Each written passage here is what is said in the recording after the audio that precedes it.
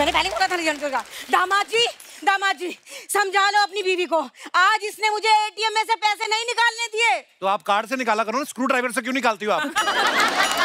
ये मेरी दूर की पत्नी है मैम, कजन वाइफ। मैं क्लियर कर देती हूँ, बेटर तो वो है, ये तो सिर्फ हाफ है। मम्मी तुम कौन सा 8 फीट लंबी हो? जैसा पेड़ वैसा फल। ऐसा है? अरे ऐसा है, पेड़ तो ये स्ट्रॉबेरी का था, लेकिन इसके डैडी जी अच्छे माली ना निकले। ये देख, वरना आज मेरी बेटी रवीना टंडन जैसी होती। सुधा जी ये माफ कीजिएगा, ये एक्चुअली मेरी सासू माँ है। मेरी जब शादी हुई थी ना, तो विदाई के वक्त गाड़ी को धक्का देखते देते ये और मेरे ससुर जी डिग्गी में बैठ के आ गए। तब से ये गए नहीं वापस ही नहीं जा रहे हैं तब से ये। क्या दामाद जी, सास ससुर को ऐसे नहीं कहना चाहिए। सोचे दामाद जी, सास ससुर का आशीर्वाद हो तो दामाद प्राइम मिनिस्टर तक बन जाता है। क्यों सुधा जी? है कि नहीं? लेकिन सास शुड बी सिंपल होना चाहिए ना। आपको पता है ये हरकतें कैसी करती हैं? उस दिन मेरे लैपटॉप में ना ब्रेड में आलू डाल के लैपटॉप में रख दिया है। कहती सैंडविच मेकर काम क्यों नहीं कर रहा है? लैपटॉप बोलते हैं उसको। अरे दामाद जी भूल गए। जवाब दो अभी, जवाब दो। अरे जवाब दे रही थी मैं। अरे कहने को तो मेरे पास बहुत कुछ है दामाद जी, हाँ, लेकिन मैं जवाब दूंगी नहीं, क्योंकि आप मुझसे भी बड़ी औरत हो। आपने और 4 बातें सोच के रखी होंगी। है कि नहीं? भूल गई। बात कर रही है। एक तो तुम्हें मटर खाना बंद करो प्लीज। बाजार में जाके 2 किलो मटर खरीदे थे, आज मैंने 1 किलो बचा है सिर्फ। अरे तो क्या हुआ, जब तुम मटर पनीर की सब्जी बनाएगी तो उसमें से मुझे मटर मत दियो, मैं पनीर खा के काम चला लूंगी, ठीक है? और ना आप पूछ रहे थे ना रवीना जी कैसा हूँ मैं, बस ये देख लो फंसा हुआ हूँ मैं इनके बीच। रवीना मैम, ये ना आप बैठी हैं इसलिए आपके सामने ये सब बोल रहे हैं, वरना कॉलेज के जमाने में ये मुझे बोल रहा था चीज बड़ी है मस्त इसी की पसंद हूं मैं। कॉलेज के टाइम में पढ़ाई का कितना प्रेशर होता है, प्रेशर में आदमी गलत फैसले लेता है, आपको पता ही है।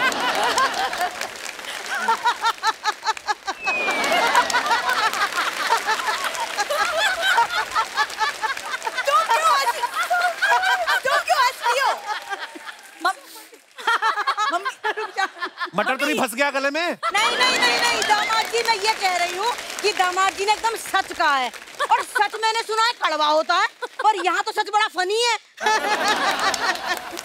देखो हुआ क्या रवीना जी, जब दामाद जी से देखने आए ना घर में, तो मैंने दामाद जी के सामने चाय के साथ रख दिया इतना बड़ा समोसा कि दामाद जी जो है समोसा ही देखते रहे, कितना अजीब है, और हमारी बिंदु अजीब पे उसका नजर ही ना जाए। आपको पता है जब इन्होंने इतना बड़ा समोसा ला के रखा ना, तो बगल में ये भी बैठी हुई थी। पहले मुझे लगा ये भी समोसा ही है, और फिर जब ये बोलना शुरू की तब मुझे पता चला ये इंसान है। अब मैं क्या बोलूं क्या बोलूं दामाद जी, अब जाने दो। याद हो तो बोलूं। सुधा जी देख रही हैं आप, एक आपके दामाद जी है ऋषि सुनक जी, हाँ, एक मेरे दामाद हैं किसी की ना सुनक जी, हाँ? है कि नहीं? बस अपनी अपनी बोलक जी। अरे दामाद जी बहुत बोल लिए, आज मेरे आइडल्स आए हैं, मुझे इंटरव्यू ले लेने दो। इंटरव्यू की स्पेलिंग आती है आपको? स्पेलिंग तो मुझे चिल्ड्रन की भी नहीं आती, फिर भी 9 बच्चे हुए हैं कि नहीं? ऐसी बात कर रहे हैं। देखो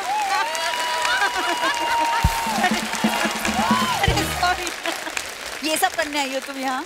लोग बिंदु, मैं एक इंडिपेंडेंट वुमन हूँ, मैं अपनी मर्जी से कहीं भी आ जा सकती हूँ। तो अपनी मर्जी से आप अपने घर क्यों नहीं चले जाती फिर? अरे ऐसे कैसे अपनी मर्जी से घर चली जाऊँ दामाद जी, हर महीने रेंट देती हूँ। किसे रेंट देते हो आप? अच्छा बिंदु, तूने बताया नहीं है? अरे हर महीने 5 तारीख से पहले रेंट लेती है ये मुझसे। अपने माँ बाप से रेंट लेती हो तुम बिंदु? नहीं लेना चाहिए ना दामाद। बिल्कुल नहीं लेना चाहिए, माँ बाप से रेंट कौन लेता है? बस हो गया, रिकॉर्ड हो गया, बस यही बुलवाना था आपसे। ठीक है कि नहीं? अब खबरदार जो किसी ने मुझे इस घर से जाने को कहा। ये अच्छा अब मैं अंदर जाके मटर पनीर बनाती हूँ। अच्छा सुधा जी प्रणाम, सादर प्रणाम, सादर प्रणाम। मटर पनीर की सब्जी बना रही हूँ, बूढ़ी साहब ने खा के जाइएगा।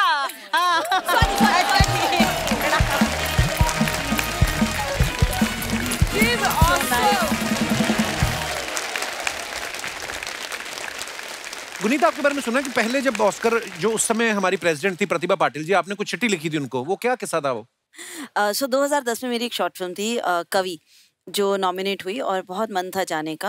अच्छा जी। और 2009 में ही मेरे दोनों मम्मा पापा की डेथ हो गई थी और मेरे पास बिल्कुल पैसे नहीं थे।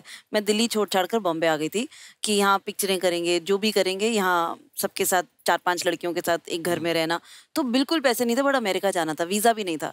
तो मैं रोज ऐसे जिन लोगों के पास पैसा है उन लोगों को मैं ईमेल लिखती थी। तो जिन लोगों के पास पैसा है, और वो भी मतलब ऐसे रिचर्ड ब्रांसन, ऐसे रतन टाटा, मतलब ऐसे ऐसे मैंने ईमेल्स लिखी हैं, उनके ईए, उनके पीआर को ढूंढ ढूंढ के रोज ईमेल लिखती थी। तो और एक बार ये वैसे एयरलाइंस को ईमेल लिखती थी कि कहीं से कुछ मिल जाए, कहीं से कुछ साधन मिले। तो बड़ा एक दिन फ्रस्ट्रेट होकर मैंने ऑनरेबल मिसेस प्रतिभा पाटिल जी को चिट्ठी लिख दी। वहां से जवाब आ गया कि भाई बता दो तुम्हें क्या चाहिए, मतलब क्या करना चाहते। तो मैंने मैम, मैंने आगे से उनके फोन पर बोला उनके असिस्टेंट को कि I am the pride of India and I would love to attend the Oscars and I want to go there with my team and जो एडी हैं विकास चंद्रा जिन्होंने सारी बनाई, जो लड़का था जो कवि बना था सागर सोलंकी, मैं सबके साथ जाऊंगी। तो I would love to show you the film. ऐसे कैसे फोन पर मांग लूँ ना कि टिकट दे दो और एक वीजा का भी जुगाड़ कर दो कहीं से। तो उन्होंने बोला कि ठीक है, तो हम एक राष्ट्रपति भवन में ऑर्गेनाइज करते हैं। तो मैंने हाँ, वैसे तो राष्ट्रपति भवन भी कभी नहीं देखा, तो इसी बहाने तो मतलब राष्ट्रपति भवन में पूरी टीम ले आऊं। अमेरिका तो हम तीन लोग ही जा पाएंगे, हम 24 लोग हैं, पूरा क्रू ले आऊं। तो वो मान गए। फिर हम सब पहुंचे राष्ट्रपति भवन एंड वहाँ पर प्रतिभा पाटिल जी बजट के बीच में थी तो वो नहीं देख पाई पिक्चर, बट वहाँ पर पृथ्वीराज चौहान साहब थे। उन्होंने वो मेरे से मिले और उन्होंने अपने घर बुलाया, उन्होंने मेरी बात सुनी और टिकट्स दिलवाई, उनके ऑफिस ने फ़ोन करके वीज़ा दिलवाया, हमें स्टे दिया, फिर मेरा बारे में आर्टिकल्स लिखे गए। तो ऐसे करते करते, और वहाँ जाकर भी मैं सबसे पहले जाते ही बेवरली हिल्स में एक इंडियन होटल में चली गई जिस दिन लैंड की। और वहाँ जाकर मैंने जितने भी वहाँ पर इंडियंस थे, मैंने उनमें से एक आंटी को बोला कि हम लोग यहाँ पर ऑस्कर के लिए आए हैं। तो फिर वहाँ पर बहुत मतलब गाड़ी वाड़ी सब वहीं ऑर्गेनाइज हो गई। तो क्या बात है गुनीत, मतलब ये सोच भी आना कि मैं राष्ट्रपति को सीधा चिट्ठी लिख दूं। नहीं पता मेरे ना, मैं किस्सा सुनाना चाहती हूँ। मेरे ना पापा ने बोला था कि अब तुम 18 साल के हो गए ना, हम तुम्हें एजेंट, लाइफ इंश्योरेंस एजेंट बना देते हैं।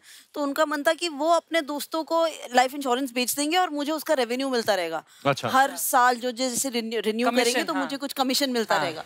तो वहाँ मैंने कोर्स किया। अच्छा।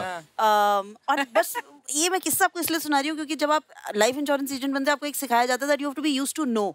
आपको बहुत लोग मना करेंगे बिकॉज आप अपने ही सर्कल में और लोगों को जाकर बोल रहे हो कि देखो आप अगर मर जाओगे तो अपने फैमिली के लिए कुछ करके चले जाओ, हमें अभी पैसे दे दो। और इतने लोग कट टू कट जीते हैं और इंश्योरेंस के बारे में इतना नहीं सोच पाते एंड वो कहीं ना कहीं गलती भी है। तो but the crux of my learning was कि 10 people will say no to you and 1 person will say yes. Awesome. But you have to keep going.